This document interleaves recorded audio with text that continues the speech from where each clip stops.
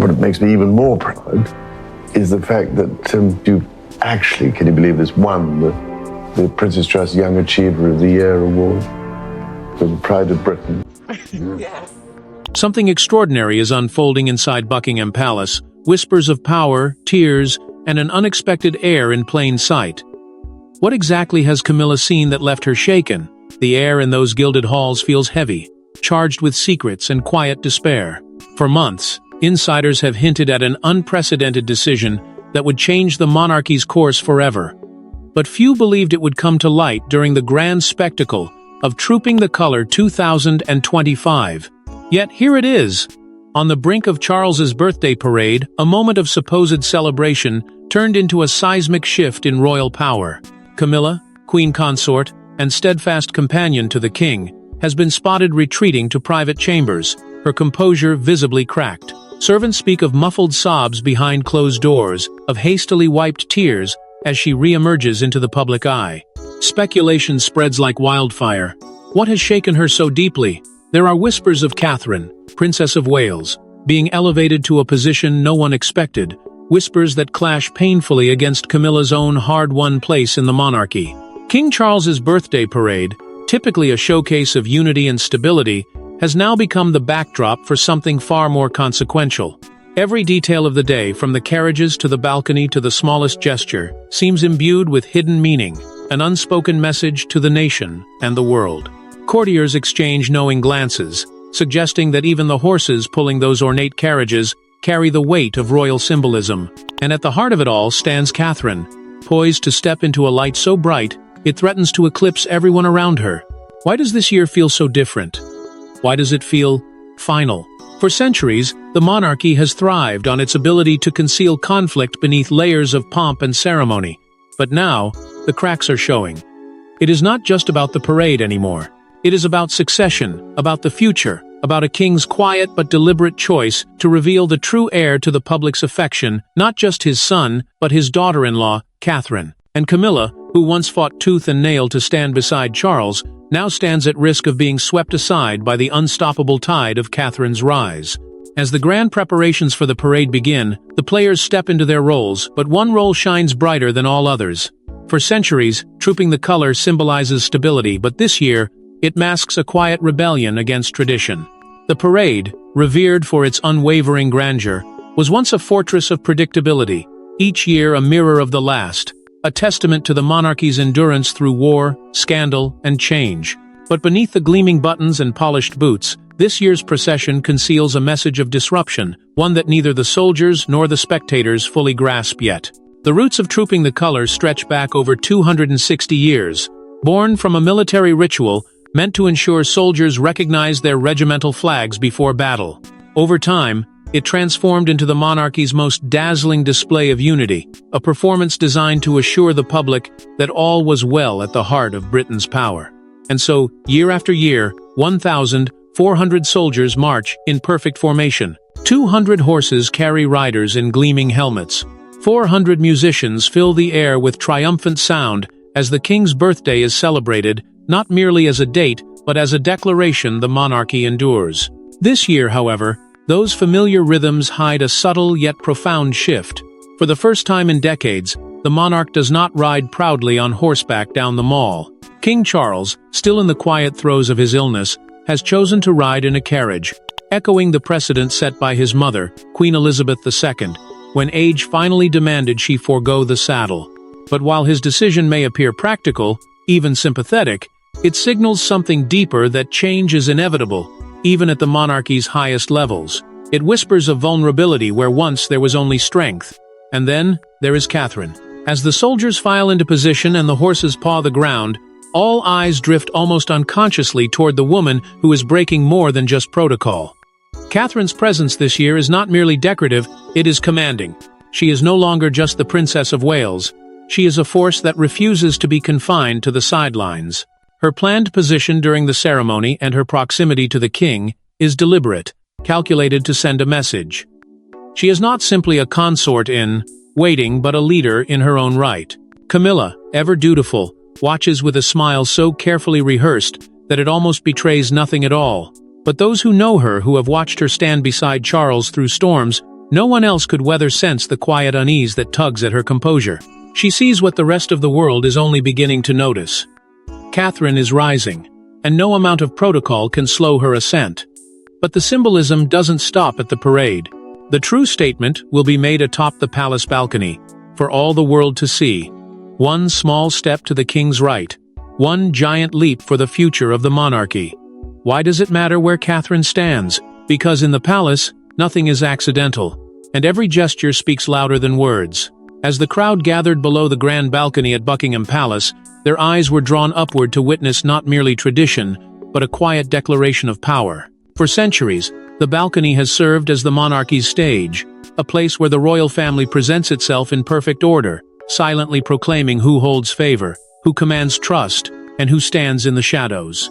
This year, the arrangement was different, and the change was impossible to ignore. To the king's immediate right, where only heirs or consorts have ever stood, was Catherine, Princess of Wales. Her placement there was no mere courtesy. It was deliberate. It was historic. For decades, that space had been reserved for those destined to rule or those bound to the monarch by marriage. Last year, Prince William occupied that coveted position, his presence a clear signal of succession. But this year, he stood one place removed, replaced by his wife, as though Charles himself were introducing Catherine to the world as more than William's partner, as though she were being presented as something greater, a pillar of the monarchy's future. It was a silent, breathtaking statement from a king known for his subtle defiance of tradition. Catherine's quiet strength had earned her this place, and Charles's pride in her was visible even in the restrained dignity of his demeanor. Their shared glances held a story. Only they understood, one forged in hospital corridors, private conversations, and mutual battles against illness. The king, facing his own mortality, seemed to be signaling that the monarchy's continuity did not rest solely on his son, but equally on the woman who had proven herself unshakable in the storm. Behind them, almost invisible to the crowd but painfully aware of her own position, stood Camila. She maintained her practiced smile, her poise intact, but within, the quiet sting of that arrangement settled deep.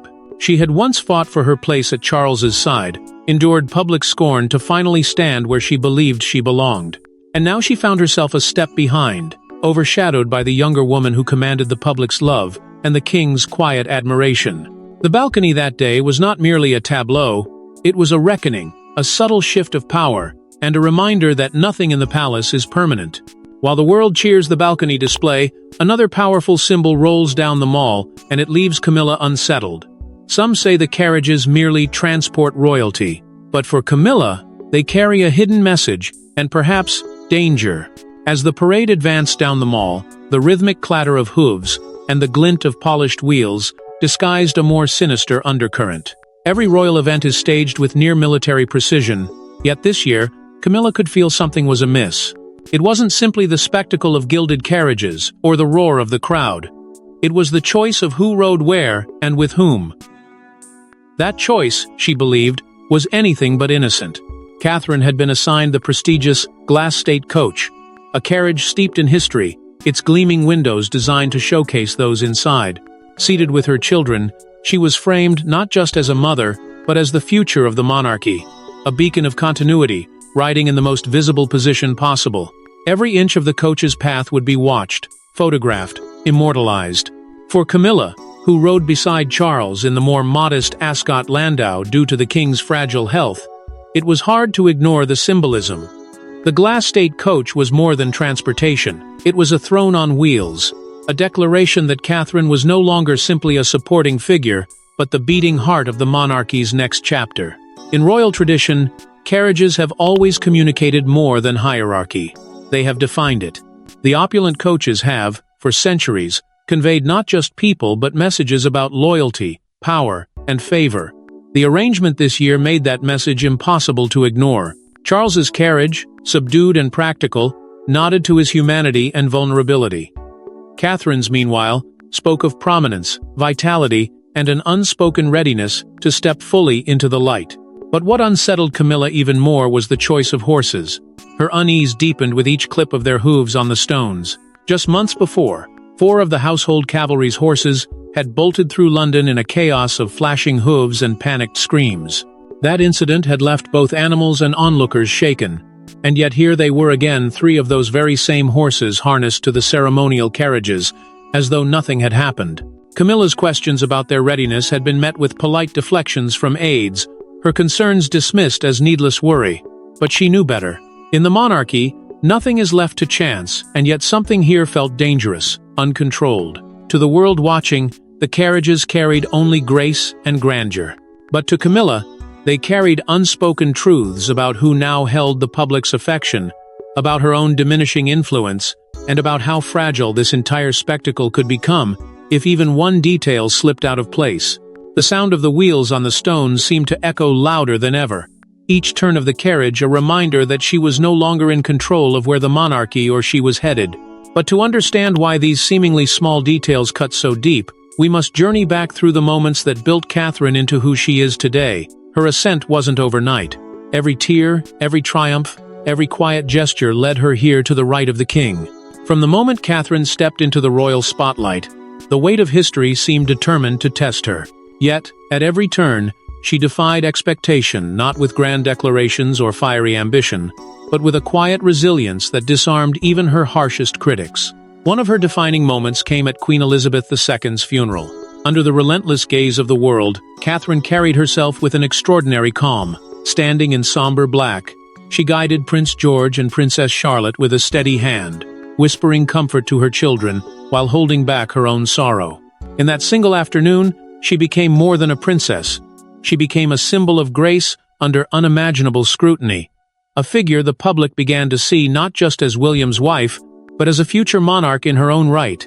It was not the only trial she would endure. When illness struck, she met it with the same quiet determination. As whispers of her diagnosis circulated, Catherine withdrew from the public eye, sparking worry and speculation. But then, when least expected, she returned, her smile undimmed, her spirit unbroken. Her surprise appearance at Trooping the Color last year, announced mere hours before, electrified the crowd. Riding through the rain, she carried not just herself but the hopes of a nation eager for reassurance. Those who saw her that day spoke of the unspoken bond. She and the king shared glances full of mutual understanding, their private struggles mirrored in each other's eyes. But perhaps her most compelling moments have come not on grand stages, but in fleeting, intimate gestures that made her feel undeniably human. The way she knelt to adjust Charlotte's hair at Wimbledon, the way she leaned down to comfort a nervous Louis at a garden event, the quiet nod of pride to George during a school performance. These moments, unguarded, relatable, set her apart from the rigid formality of generations past. They allowed the public to see her not just as a princess, but as a mother, a woman who balanced duty with tenderness. And yet, behind her seamless poise, lies a striking contrast to the path Camila endured. Where Catherine won hearts with vulnerability, Camila fought tooth and nail to carve out her place in a hostile world. Decades of criticism hardened her, made her wary, but Catherine's rise, seemingly effortless to outsiders, has been anything but. Every step has required the same quiet fortitude Camila once needed, but Catherine's youth, her instinctive connection to the public, has made her journey appear graceful where Camila's seemed embattled. The milestones that forged Catherine into the figure we see today didn't just shape her character, they reshaped palace strategy itself. Behind closed doors, they are crafting a queen, but this time, it's not just about tradition, it's about transformation. Within the palace walls, where decisions echo for generations, a quiet but radical plan is unfolding. Catherine is being prepared, not merely to fulfill a role, but to redefine it entirely. Unlike the consorts before her, she is not being molded to simply stand beside power. She is being taught to wield it subtly, skillfully, and with a modern grace that resonates far beyond the walls of Buckingham Palace. Her training reaches far beyond rehearsals of protocol and etiquette. It dives into the language of diplomacy, the psychology of crisis management, the cadence of commanding a room. Catherine is learning to navigate high-stakes international conversations, to face a world where the monarchy can no longer afford to appear untouchable. She has become fluent in the delicate art of balancing compassion with authority, of carrying history while speaking to the present. This is no accident. Palace aides are acutely aware that Catherine embodies something no one else in the royal family can. A rare fusion of tradition and relatability, a woman who connects with generations old and young alike, without alienating either. The bond between Catherine and Charles has deepened through shared adversity. Their private moments of illness and recovery, stitching them together in ways the public only guesses at. Those nights in sterile hospital corridors, those whispered conversations about mortality and duty, have given Charles a quiet certainty. If the monarchy is to survive its next great reckoning, it will be because of Catherine. Not just because she is dutiful, but because she has shown she can be more resilient when pressed, tender when watched, immovable when challenged. Those close to the king speak openly now of how Catherine has become the emotional heart of the monarchy, the figure through whom the public feels its connection to the crown. And unlike those who came before her trapped in rigid roles and scripted appearances, Catherine has been given something no royal consort has dared to claim outright: freedom. She is encouraged to shape her path, to follow her instincts even when they run counter to convention. If she chooses to lend her voice to global education or mental health or some yet unseen cause, the institution will follow her lead. That freedom is the very thing that makes her dangerous, not in the sense of being reckless, but because she cannot be dismissed. This plan, this quiet transformation, is as bold as it is unprecedented. The monarchy has placed its faith in Catherine not just as a princess, but as a bridge between what was and what must be. Yet, every rose has its shadow, and behind Catherine's brilliance lies Camilla's quiet reckoning. The crowd cheers for one princess, while another queen stands just behind her, tears hidden, but her pain palpable.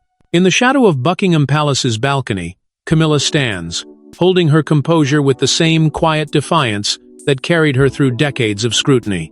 She has spent a lifetime proving her loyalty, clawing her way into a family that once shunned her, earning her place beside a man who was never meant to be hers. She wore the scars of scandal and survived the whispers, learning to weather storms most women would have drowned in. And yet now, in the very space she fought so hard to claim, she feels herself fading. The roar of the crowd below tells her everything she needs to know. They are not cheering for her anymore if they ever truly did. Their voices rise, not for the queen consort, but for the woman standing just ahead of her, radiant and unshaken. Catherine. In Catherine's youth and popularity, Camilla sees the brutal reminder that no amount of resilience can erase the inevitability of time. Where Camilla once brought the promise of stability and devotion, Catherine now brings something more irresistible: vitality, hope, and a connection to the future that Camilla cannot replicate.